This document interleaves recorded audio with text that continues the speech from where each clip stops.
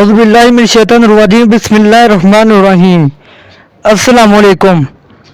मुस्तकिल बैठे रहने के ख़तरनाक नुकसानात। Number 1, depression.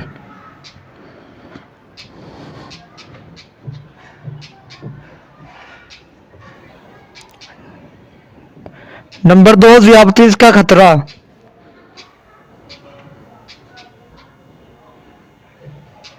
नंबर 3, कैंसर का खतरा।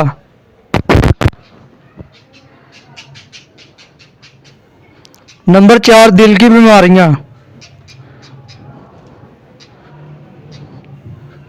नंबर 5, वजन का बढ़ना। नंबर 6, रगे भूल जाना।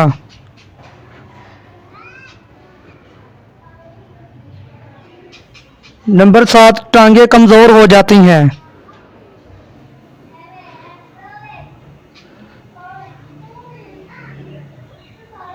नंबर 8, ज़हनी सलाहियत में कमी होना।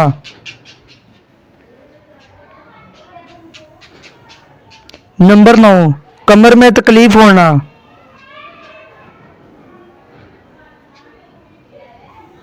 नंबर 10, कंधों और गर्दन का अकड़ जाना।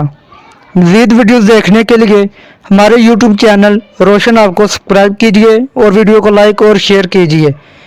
Thanks for watching. अगली वीडियो तक के लिए अल्लाह हाफिज़।